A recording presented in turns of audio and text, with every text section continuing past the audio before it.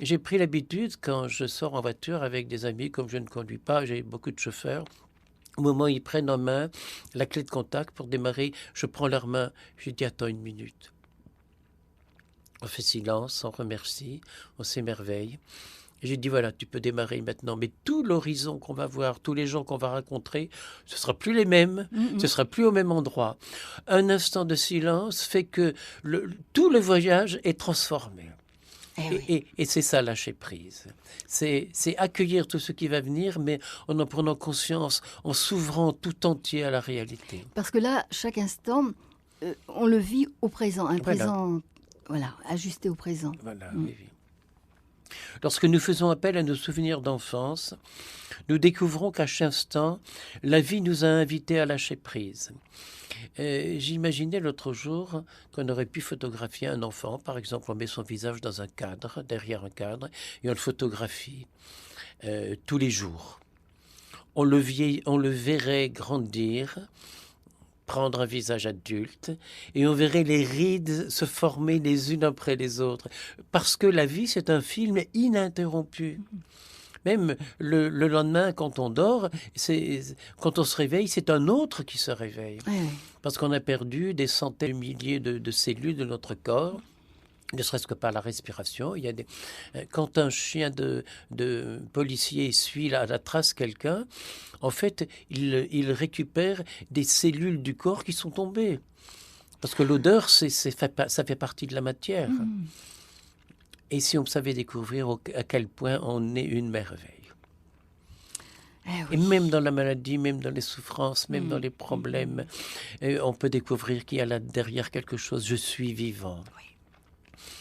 Je posais la question à ce spécialiste qui m'a opéré des yeux. Je lui disais maintenant, qu'est-ce qu'il faut faire? Est-ce qu'il faut forcer mes yeux à voir? Est-ce que je peux continuer à travailler avec l'ordinateur pour pouvoir écrire, etc. Il m'a répondu, continuez à vivre. Voilà une belle réponse. Continuez à vivre. Eh oui. Puis si c'est pas drôle, eh bien c'est pas drôle. Je me casse la figure dans les escaliers. Bon, moi je n'ai pas encore cassé de bras ni de jambes. Bon, ça va. J'ai cassé des assiettes, j'ai cassé de la vaisselle. Bon, bah, c'est tout. Ça fait vivre les potiers, de casser de la vaisselle. Vous voyez, comme ça, vous faites des pots, des nouveaux... Voilà, parce voilà. que vous Oui, êtes oui. potier, alors. Mettre de Cassé, vous l'humour, refaites. mettre de l'humour quand on peut pas y mettre d'amour, parce que sur le coup, c'est pas Ah drôle. non, oui, c'est sûr, bien sûr. Voilà, et puis enfin, je vois par exemple pour traverser la rue au passage piétonnier, ben, je demande aux gens qui sont là, pouvez-vous m'aider? Les gens le font avec beaucoup de confiance, ce qui me permet de leur dire quand je suis arrivé de l'autre côté de la rue, madame ou bien monsieur, je suis prête, bon, je continue mon chemin tout seul, je vais prier pour vous. On voit le visage des gens qui changent. Ben oui. On leur a demandé, c'est ça l'humilité de Dieu, c'est qu'il nous demande de faire quelque chose et nous croyons nous-mêmes avoir réussi quelque chose. Alors que c'est lui qui est venu mendier, quêter. Suis-je vraiment ce que je suis? Je raconte souvent qu'un jour, sur l'autel, j'avais déposé une photo de moi que j'avais retrouvée dans les affaires de ma maman quand j'avais 1 an. Et puis une photo de moi quand je suis rentré au petit séminaire à 11 ans. Et une autre photo de moi encore quand je suis rentré au monastère à 18 ans. Et puis une photo le jour de ma première messe à 33 ans. Et puis tout au bout, j'ai pas mis une photo de ce que je suis maintenant à 77 ans, mais j'ai mis un miroir. En disant aux gens, je dis, voyez-vous, je ne suis plus le bébé d'1 an. Je ne suis plus le petit garçon de 11 ans. Je ne suis pas le jeune adulte de 33 ans qui était ordonné prêtre. Je ne suis plus ça. Alors est-ce que je suis vraiment ce que je vois dans le miroir? À peine le temps de le voir, il y a déjà quelque chose en moi qui a changé. Je viens d'apprendre. Je savais depuis longtemps que les marées, c'est l'attraction lunaire qui déplace des centaines de milliards d'hectolitres d'eau. Je savais aussi que dans une tasse d'eau, dans un gobelet avec de l'eau, il y a des marées, parce que l'attraction lunaire, si elle agit sur l'eau de la mer, elle agit sur l'eau du gobelet. Mais je viens d'apprendre qu'il y a la même attraction lunaire dans une forêt. Puisque la forêt est composée à 80% d'eau, Bah oui, oui. eh bien, il y a une attraction, il y a un va-et-vient Oui. par rapport à l'énergie de la nature, de la Lune. Et ça, c'est par rapport à l'énergie de la Lune. Mais les centaines de milliards d'astres qui nous entourent ont, eux également, une énergie. Oui, bien sûr. Je me souviens qu'à Madagascar, un jour, un vieil aveugle à qui j'avais donné, pas une pièce de monnaie, mais un gros billet, et il l'a frotté entre ses mains. Et au bruit, il a découvert ce que c'était. Et il s'est mis à tourner en rond autour de moi. Il faisait un geste comme s'il allait cueillir des étoiles, chercher quelque chose dans le vide, et il le mettait dans sa main. Et puis un peu plus loin, il allait chercher quelque chose en l'air, et il le mettait dans sa main.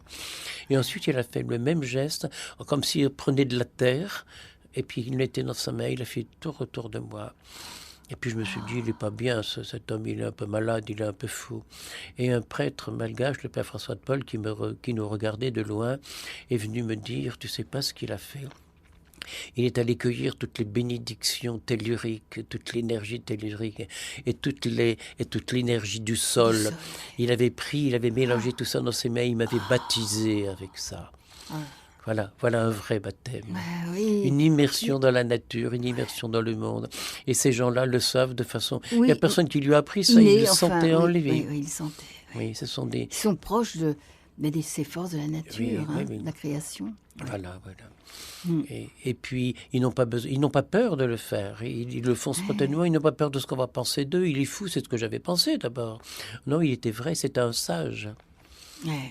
Et si on savait... vu de d'autres civilisations dites très avancées, ils sont peut-être plus avancés, sûrement. Bien sûr, quand on voit que dans toutes les cathédrales, il y avait les signes du zodiaque. Parce que la nature toutes les fêtes liturgiques sont en fonction du zodiaque. Pâques, la date de Pâques, il y a Noël, c'était une date fixe. Mais sinon, toute la liturgie, et aux 4 temps d'hiver, aux 4 temps d'été, il y a dans les monastères des célébrations, des processions. Et puis la procession d'érogation au printemps pour aller bénir la terre, remercier, se réjouir. Bien sûr, il y a cette influence de toutes ces forces. Voilà. Et lâcher prise, c'est accepter cela, accepter qu'il y a des jours où on est mal luné. Voilà, ce sont la lune qui nous influence. Voilà. Cette découverte me permet de m'attacher à reconnaître le caractère précieux de chaque instant de ma vie qui est unique. Mais trop souvent, nous ne parvenons pas à nous détacher de l'instant présent pour construire un instant tout neuf, celui qui vient, unique, correspondant à ce qui est. Notre quête constante des réalités ne devrait pas nous faire oublier que le seul but essentiel dans la vie est d'aller à Dieu, même à travers les chemins les plus inattendus. Je dirais presque que j'ai le bonheur, ayant beaucoup de mal à lire, de faire lire l'Évangile par un laïc. Ils sont tellement honorés de prendre la place du prêtre pour lire l'Évangile. Alors je fais l'homélie avec mon cœur, je n'ai pas besoin de le lire, mais de dire la messe par cœur. Par le cœur. Par le cœur, avec le cœur. Et puis spontanément de broder, parce que j'ai pas beaucoup de mémoire, mais je sais ce qu'il faut dire. Et je le dis comme il faut. Ne pars pas là-bas pour chercher Dieu, car il n'est pas là-bas. Là-bas, on ne peut mettre que quelque chose. Dieu n'est pas quelque chose. Il n'est pas dans un lieu, il est présent là-bas. Il est présence. Et j'ai souvenir de ces centaines et centaines d'heures quand j'étais jeune moine que je passais devant le tabernacle dans la chapelle privée du Père Abbé, parce qu'il y a quantité de petites chapelles comme ça dans les monastères où on peut se recueillir tout seul, c'est plus intime. Et j'ai passé des milliers d'heures à regarder la porte du tabernacle en disant il est là derrière, il est caché là derrière, sans savoir que dans ma vie j'aurais fait des centaines et des centaines de tabernacles dans le monde entier. Mais pour moi le bon Dieu il est plus enfermé dans le tabernacle. Alors, Père André-Marie, puisque nous parlons du lâcher-prise, le lâcher-prise est-il un choix ? Mes choix m'appartiennent. Et choisir, c'est renoncer à ceci ou à cela pour choisir telle chose. Donc on renonce toujours à quelque chose, on fait un tri. Il m'est possible de renoncer à une relation, à un mode de vie dans lequel je me retrouve, pour lequel je sens en moi un mouvement vers le meilleur, un abandon, une ouverture qui m'agrandit et me prolonge. Voilà, c'est faire le bon choix. En choisissant, je lâche prise au jugement des autres, qui pourrait éveiller en moi la culpabilité. Je choisis de me sentir responsabilisé dans mes émotions. dans mes sentiments, pour, chaque fois que j'en prends conscience, passer du réactionnel au relationnel. Ah oui. C'est-à-dire passer du non au oui. Ah oui, c'est tout à fait Et je ça. crois que c'est très très important. Oui, passer du réactionnel au relationnel. Au relationnel. Mm. Passer du non au oui. Mm. Et je vais me retrouver avec Père Pedro, bien sûr, bientôt, Oui, oui. et j'aurai plaisir avec lui pour élaguer les arbres. Il plante avec les enfants des écoles 50 000 arbres tous les ans. Mhm. Eh bien, il rend les enfants responsables de l'arbre qu'ils ont planté. Il leur dit, vous avez eu de la vie entre les mains, vous devez aller arroser cet arbre, Mais vous, oui. vous allez aller le tailler, vous allez aller le protéger contre les mauvaises herbes quand il est tout petit. Responsabiliser les enfants. On en revient au petit prince avec sa rose. Ah, écoute, on en revient toujours au même, on ne peut pas quitter le petit Mais prince. non. Je choisis d'être à l'écoute, d'entendre comment l'autre se définit devant moi à travers ce qu'il est aujourd'hui. Et je choisis d'accepter la différence. Je choisis de me souvenir et de garder le meilleur d'une relation, de l'inscrire en moi, au-delà des regrets et des manques. Mais c'est encore un choix. Oui. Je choisis aussi la vie, qui consiste à me prendre plus en charge. À ne pas laisser croire à l'autre qu'il est responsable de mes besoins et de mes ressentiments. Je sens qu'ainsi, je vais vers une inaccessible liberté, celle de faire des choix, en écoutant, celle de renoncer en choisissant justement, celle de vivre ce que je suis aujourd'hui. Si un jour, tu découvrais une étape de ta vie et que tu ne pourrais que survivre en essayant de ne pas trop faire souffrir ceux qui t'entourent, rassure-toi, ce n'est qu'une étape qui peut-être te conduira vers ton propre accomplissement. La souffrance, c'est un signal d'alarme. Il y a quelque chose qui ne va pas là. Le mal a dit. Et si on l'accepte, si on l'accueille, d'ailleurs quand on cueille un fruit de l'arbre, eh bien c'est parce qu'il est mûr. Il ne faut surtout pas l'empêcher de mûrir. Et quand on a une plaie, quand on a un furoncle, l'expression médicale, c'est de le laisser mûrir. Un abcès. Voilà, oui. voilà. Et si parfois une parole te dérange, pose-toi la question de savoir si elle n'est pas pour toi celle que tu as le plus besoin d'entendre. Voilà une occasion merveilleuse de t'offrir une belle occasion de lâcher prise. Très souvent, quand à la fin d'une conférence, je vois la foule qui applaudit, j'interromps leurs applaudissements en leur disant, écoutez, si vous applaudissez, c'est que ce que je vous ai dit, ça Trouve fait écho en oui. vous. C'est que vous étiez déjà comme ça. C'est qu'il y avait déjà ça en vous. Alors j'ai simplement appuyé sur le bouton, j'ai peut-être allumé l'étincelle, c'est un peu plus fort. Alors je me dois, moi, de vous applaudir, moi aussi. Et je me mets à applaudir en même temps que... Ça sert de révélateur, mais Tout c'était à là, fait, juste. tout à Oui. fait. Il fallait juste le petit. Oui, oui. Petite étincelle. Et puis, quand quelqu'un vous fait un reproche, on peut très bien se dire, s'il n'avait pas eu un son de voix irrité, s'il avait parlé calmement, paisiblement, est-ce qu'il n'y avait pas un conseil par derrière ? Bien souvent. Oui, oui, oui. C'est Lao Tzu qui disait « Ce que l'on te reproche, cultive-le, c'est toi ». Ça ne veut pas dire qu'on doit s'en sentir coupable. Mais quand on dérange quelqu'un, il nous en fait un reproche. Voilà, on l'a dérangé. Ça l'arrange peut-être. Mais je dis souvent, en souriant, quand je célèbre un mariage, je dis à la petite mariée, tu sais, quand tu auras un énervé devant toi, un soir ou un autre soir, pose-toi la question de savoir qui est l'énervante.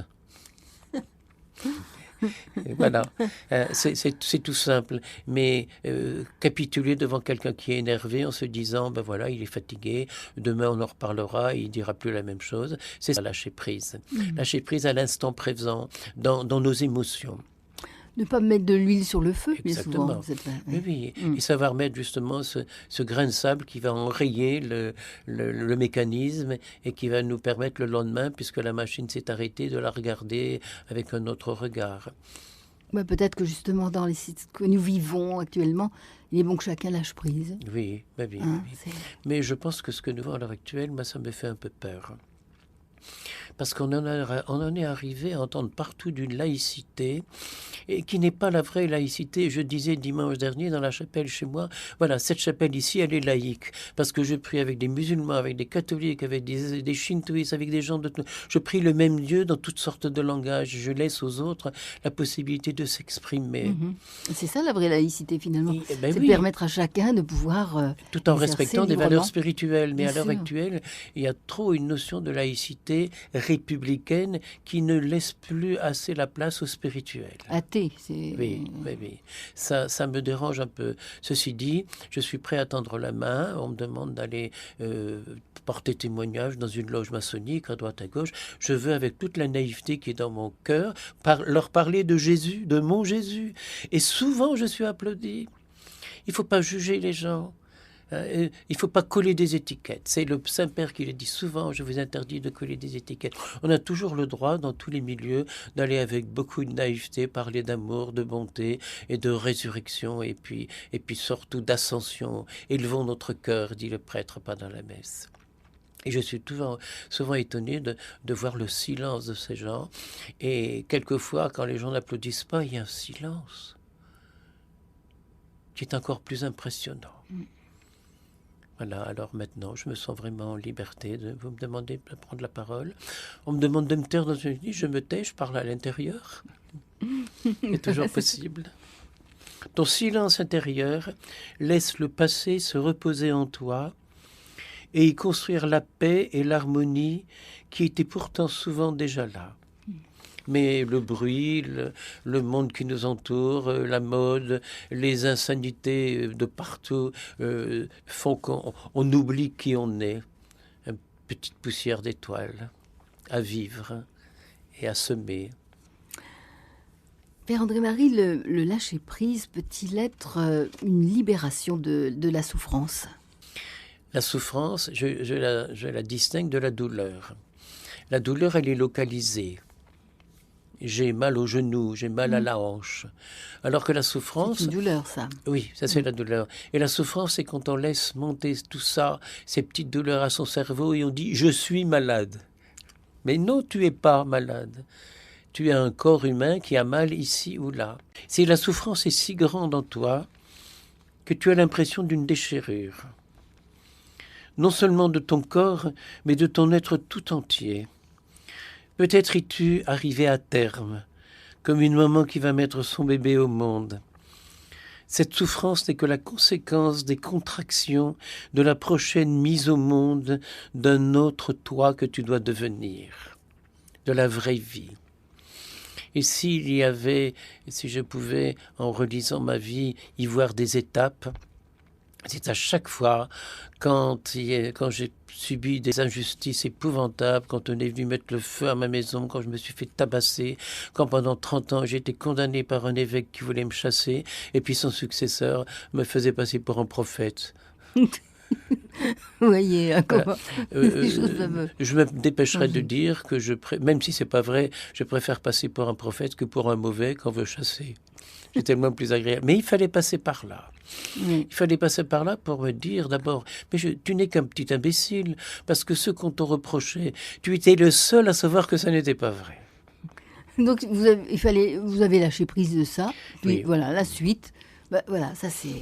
Je me souviens qu'un jour, un prêtre qui avait quitté l'église et qui s'était marié, d'ailleurs après avoir été réduit à l'état laïque, qui s'était même marié à l'église, avait reçu le sacrement du mariage, me dit, tu sais André-Marie, quand je me retrouve dans une église avec mon épouse, on nous regarde du doigt, on nous montre du doigt, et puis le baiser de paix, c'est pas porno. Est-ce que je pourrais venir à la messe dimanche chez toi? Je dis, aucun problème. Tu veux bien faire l'homélie? C'est pas parce qu'il a été réduit à l'état laïque qu'il n'a pas toujours ses connaissances théologiques, il ne peut pas réveiller en nous. Il faut aller au-devant de la souffrance des autres pour l'annuler. Et puis il en a parlé à des confrères, il en a parlé à d'autres amis. Et voilà que 7 prêtres qui étaient dans cette situation-là, de différents diocèses, désiraient venir ce jour-là chez moi. Et quelqu'un en a parlé à l'évêché, et l'évêché l'a absolument interdit. Il avait ses raisons, il avait cru qu'on allait faire du mauvais esprit, c'était pas du tout ça. On voulait simplement mettre de l'amour où certaines personnes n'en mettent pas. Là où il y avait de la blessure. On va refaire le monde. Merci Père André-Marie. Voilà, ce soir avec vous et nos auditeurs, confiance en la providence et lâcher prise. Voilà, ce soir avec le Père André-Marie. Voilà, il est question de la confiance en la providence et lâcher prise. On parle beaucoup du lâcher prise. On demandait si le lâcher prise peut être une... Oui. Alors, tant qu'on est dans nos émotions. Oui. Peut-il être une libération de la souffrance? Tant qu'on est dans nos émotions, on a du mal à lâcher prise parce que les émotions, ça bouillonne en nous. Alors que si on sait faire silence, mais non seulement un silence extérieur, mais un silence intérieur. Oui. À ce moment-là, il y a une paix qui vient comme une chape venir tout recouvrir. Oui. Si tu as la sensation de souffrir à en mourir, c'est bien que la vie en toi se met en cause et se remet en cause. Accepte d'être libéré et tu seras libérateur pour les autres. La souffrance a besoin d'être sauvée. La vie a besoin d'être sauvée. Essaie d'être toi-même ce petit sauveur. Elle a besoin d'être aimée. Pour elle, invente en toi les tendresses d'un amant. À de telles cajoleries, la souffrance ne résiste pas. Comme neige au soleil, elle disparaîtra en laissant en toi couler l'eau pure de la vie. Il faut dorloter, la consoler. Oui. Oui. Lui donner de la tendresse. Lui donner de la tendresse à la souffrance, voilà. Comme la bercer un peu, lui donner de la douceur. Je dis souvent, quand on aime le mal, ça devient un mal aimé. Pauvre petit. Un mal aimé.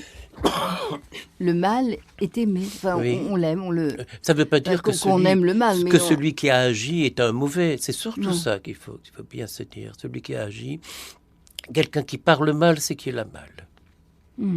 Quand on dit bien, on parle bien. Le ton de la voix, quand on entend quelqu'un au téléphone, on entend tout de suite s'il est heureux ou malheureux, et s'il y a quelque chose qui ne va pas. Ne laisse pas les ombres recouvrir ton soleil. Ah oui. En lâchant prise, tu laisses la lumière l'emporter sur les ténèbres. Ne sois pas un fonctionnaire qui laisse le règlement l'emporter sur le bon sens, la rigidité l'emporter sur la douceur, la rigueur l'emporter sur la bienveillance, avec en plus la conscience d'être dans son bon droit. Surtout ne va pas dire « je n'ai pas le droit de faire autrement, c'est le règlement ». Tu as le devoir de faire autrement si tu veux garder en toi un reste d'humanité, d'objectivité. S'opposer au règlement, ce n'est pas du bon sens, c'est du mauvais sens. Quand la règle est absurde, ridicule et n'est pas humaine. Dans ma vie de prêtre, j'ai 9 fois célébré les funérailles de quelqu'un que la désespérance des règlements avait conduit au suicide, à l'envie de lâcher prise à tout jamais parce que la situation était trop insupportable. Eh bien, il faut se dire qu'il y a des responsables à ça. Il en existe beaucoup plus qu'on ne pense de tels fonctionnaires qui osent dépasser la norme au nom du bien, du bon et du vrai. Mais je me sens obligé de faire remarquer que dans la plupart des cas, ils ne sont pas bien vus, ni par leurs collègues, ni par leurs petits chefs hiérarchiques. Voilà le monde dans lequel nous vivons. Et à ça, avec beaucoup de douceur, il faut dire non. Je pensais à l'Europe tout à l'heure. Quand on nous a demandé de voter, il y a des années, est-ce que vous êtes pour ou contre l'Europe? On nous a demandé de voter pour quelque chose que personne ne connaissait. Personne ne savait ce que ça allait devenir. Alors bien sûr, il faut faire confiance, il faut espérer en l'avenir. Mais ce n'est pas l'argent qui nous fait espérer en l'avenir. C'est une réalité bien autre, bien plus profonde, bien plus secrète, bien plus... Et quand on a cette réalité en nous, on n'est plus jamais déçu. Dans certains cas, lâcher prise est un devoir pour honorer l'humain qui est en toi. À bien plus forte raison, lorsqu'il s'agit dans notre Église d'agir avec bienveillance, est-il nécessaire d'oser lâcher prise et parfois d'égratigner un peu le règlement.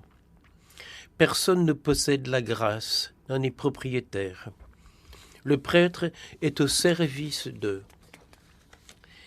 C'est bien cette attitude que demande le pape François lorsqu'il commande avec fermeté et recommande à ses prêtres d'avoir la bonhomie d'un curé de campagne. Je pense à ce vieux prêtre. Il donne l'exemple. Hein. Ah oui, il vit le l'exemple. Oui. Et quand il l'a vécu pendant des années et des années, il a le droit après de le dire et de le demander par les autres. Je pense à ce vieux prêtre, il y a 30 ans déjà, qui accueillait les divorcés dans son église. Il y a 30 ans, c'était un petit peu scandaleux, personne ne comprenait. Et il disait aux mariés, « Mais dis-moi, j'ai pas le droit de ne pas vous accueillir. Je suis l'enfant d'un couple divorcé. Alors faites bien attention, parce que le bon Dieu pourrait faire naître une vocation parmi vos enfants, et j'aurais pas le droit de vous accueillir dans l'église. » C'est l'humour de Dieu, ça aussi, et sa liberté. Je me souviens d'avoir une fois, je célèbre souvent les célébrations du pardon, c'est comme ça que je les appelle dans la chapelle chez moi, mais là c'était dans une église paroissiale où le curé de la paroisse, parce qu'il n'osait pas lui-même, m'avait demandé de le faire. Mais surtout m'avait-il dit que le mot bénédiction ne soit pas prononcé parce qu'ils n'y ont pas droit.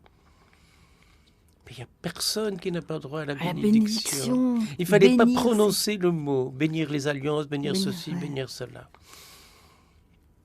Et quand le Saint-Père demande au prêtre d'avoir la bonhomie d'un curé de campagne, comment mieux définir la bonhomie que par le lâcher-prise aux exigences, pour proposer la bienveillance. Ouais. Or, il n'y a pas de limite à la bienveillance de Dieu. Elle est sans limite, sans frontières. Même pour ceux qui, vis-à-vis de l'Église, ont une attitude rigide, voire malveillante. Pour cela, Jésus dit, « Père, pardonne-leur, ils ne savent pas ce qu'ils font. » Et j'aurais envie de traduire en m'éloignant un peu du texte de l'Évangile. En disant cela, Jésus a dit, « Père, je meurs pour cela aussi. » Parce que depuis le Vendredi Saint, le pardon de Dieu a été donné à toute l'humanité. Donc les génocides de l'an 3000 sont déjà pardonnés dans le cœur de Dieu. Mais nous devons entrer dans ce pardon. Oui. Je me dis souvent à propos des guerres affreuses, par exemple, entre la Palestine et puis les Juifs. Une guerre épouvantable. Elle va bien s'arrêter un jour, même si c'est dans 1000 ans, elle va bien s'arrêter un jour. Alors pourquoi on ne l'arrêterait pas tout de suite? Mais évidemment, ça, oui, mais ça c'est la logique de... Voilà. La logique. Le petit mensuel qui propose jour par jour la parole de Dieu et des modèles de célébration a comme titre « Prions en Église ». L'Église est le peuple de Dieu, mais personne n'en est exclu. Quand on dit « prions en Église », c'est « prions en humanité ». Tous y ont leur part. Et à en croire l'Évangile, ce sont les petits, les pauvres, ceux d'en bas qui auront la meilleure part. Personne n'est à exclure, même pas ceux qui ont mal, ceux qui font le mal en croyant bien faire. Exclure qui que ce soit serait s'arroger un droit de supériorité, un pouvoir, alors qu'il faut se mettre au service d'eux. Tout ce que vous délirez sur la terre sera délié dans les cieux. Alors, Père André-Marie, le renoncement est-il un lâcher-prise? L'amour de Dieu, c'est lâcher prise, même devant la bêtise des hommes. Ça s'appelle le pardon dans ce cas-là.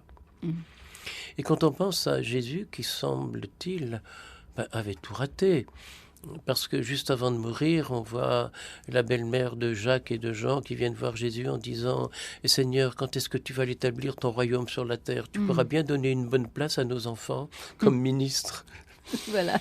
Et il était mort, il était ressuscité, il allait monter au ciel, il n'avait encore rien compris. Mais Jésus a lâché prise parce qu'il avait tout raté, mais le Saint-Esprit est venu par derrière voilà. et tout a été réussi.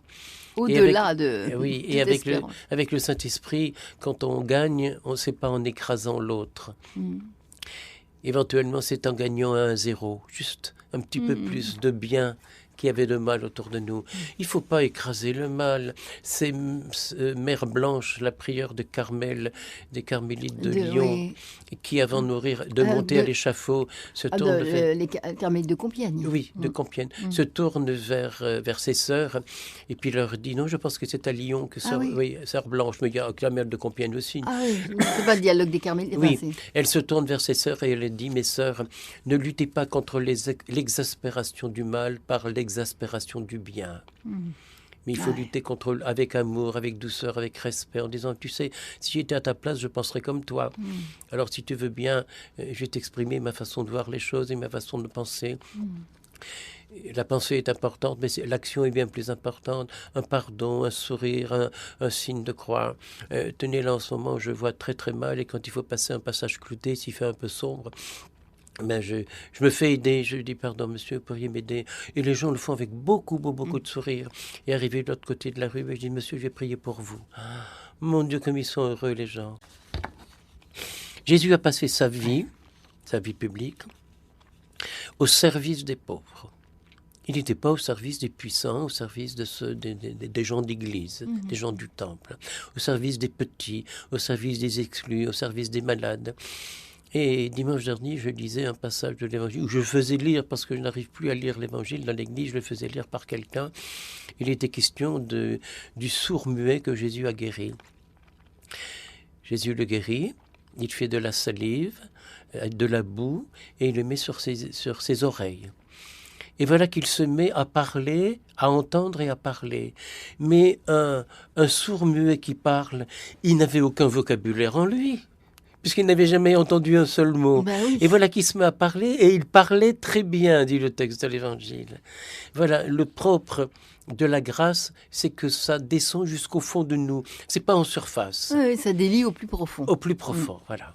Et la source. Et le pardon, tant qu'on n'a pas tout pardonné, tant qu'il reste des mauvaises herbes, elles vont fleurir, elles vont se ressemer, et le pardon n'est pas donné. Le pardon, c'est le plus beau et le plus parfait des lâcher-prise. Lâcher-prise à la bêtise, à la laideur, pour regarder la lumière et la beauté. Par ailleurs, ne vous sentez jamais responsable de la manière dont une graine pourrait pousser. Si vous mettez en graine une semence d'amour et de compréhension, ne perdez pas votre temps à la regarder pousser. Dans ce cas, vous ne trouveriez pas le temps d'en semer d'autres. Si la graine se met à germer et a besoin d'être arrosée, soyez disponible. Vous êtes responsable de ce que vous avez semé, mais n'attendez pas qu'on vous fasse signe et qu'on vous appelle. Ne vous sentez jamais responsable, ce n'est plus de votre ressort, il faut lâcher prise et laisser au soleil et à l'eau qui lui ont donné vie le soin de développer ce qui ne vous appartient plus. N'oubliez jamais que ce n'est pas vous qui lui avez donné la vie. Vous n'avez été qu'un simple outil. Alors lâchez prise et laissez avec amour et désintéressement la vie suivre son cours. Et j'aime beaucoup quand on regarde des photos de famille où on voit plusieurs générations qui s'étalent. On voit des photos du temps passé où de grandes familles étaient là. Je veux dire, ils ont tous quelque chose de commun et ils sont tous différents. On a en nous les gènes et la chaîne d'ADN de nos ancêtres qui ont vécu il y a 1000 ans. Il y a une partie d'eux en nous. La matière première de notre corps, la matière physique de notre corps existe depuis des milliards d'années. Elle a été des millions d'êtres avant nous. Et si, alors que c'est moi pour quelque temps, parce que ça va me quitter, ça va disparaître et c'est remplacé par d'autres cellules, par d'autres énergies, si le temps qu'elle passe chez moi, j'essayais de la rendre heureuse, la vie, ce serait marqué là aussi dans ses gènes et ceux qui vont dans sa matière et ceux qui vont la vivre. J'aime beaucoup quand je démonte des vieux murs pour rebâtir, découvrir les traces. Par exemple, des vieilles briques, on voit la trace des doigts, des pouces de celui qui a façonné la brique. Et c'est vraiment des moments de découverte.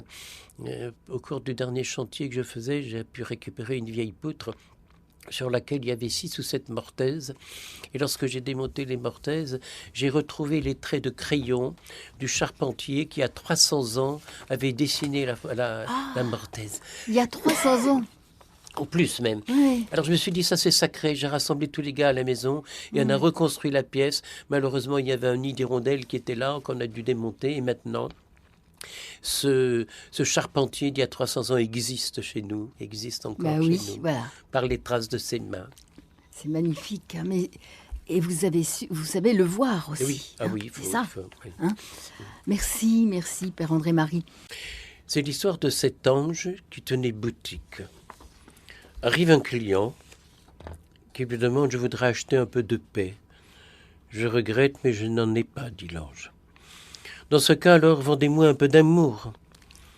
Désolé, je n'en ai pas non plus. Ce n'est rien, donnez-moi alors un peu de sérénité. Mais c'est que je n'en ai pas, je n'en ai plus. Mais vous n'avez donc rien dans cette boutique? Ne m'en veuillez pas, dit l'ange. Moi, je n'en vends que les graines. Ah, c'est beau. Et c'est toi qui feras pousser la graine de paix, d'amour, Oui, de oui. sérénité, de bienveillance. Et puis une graine qui pousse, ça donne des fleurs et ça donne d'autres graines. Mais oui. Et toi, tu vas de nouveau. Et puis, pour semer une graine, il faut lâcher prise, il faut la mettre en terre. Et la graine elle-même, après avoir fait sa racine, Elle lâche prise. elle lâche prise et elle pourrit. Le grain de blé pourrit. Si le grain de blé ne meurt, hein, oui. Le plant de pommes de terre qu'on met en terre pourrit, mais il a donné d'autres pommes de Bien terre. sûr. Et si un jour tu rencontres cet ange, achète-lui toutes les graines possibles. Tu sais, ça ne prend pas beaucoup de place, une petite graine, et ça grandit. Tu pourrais en semer partout autour de toi. Quand on a des graines comme celle-là, il faut les semer, les multiplier, les éparpiller. Il faut les arroser. Et elles deviendront l'espérance du monde. Voilà. C'est, je ne sais plus qui disait mentez, mentez, il en restera toujours quelque chose. Moi je dis espérez, espérez, il en restera toujours quelque chose. C'est mieux, c'est mieux. Oui, c'est plus positif. Et lâcher prise, c'est dire non à la bêtise et à la laideur pour dire oui à la beauté, à la bienveillance et à l'avenir. En fait, une horloge lâche prise à l'instant passé pour devenir l'avenir. Et une horloge fait tic-tac, mais elle fait jamais tac-tic. On ne peut pas la faire marcher à l'envers. À l'envers, C'est pas non. possible. C'est pas possible. Elle ne sait faire que tic-tac. Oui. Voilà, c'est son... Voilà, elle est C'est faite sa pour ça. musique à elle. C'est sa musique. Oui. Eh ben, c'est sur cette bonne parole que nous allons laisser nos auditeurs entrer dans cette paix du soir aussi, après cette émission. Voilà, un grand merci, Père André-Marie, et puis bon séjour à Madagascar. Doutons pas tout le bien que vous allez pouvoir porter là-bas. Distribuer là-bas. Oui. Grand merci.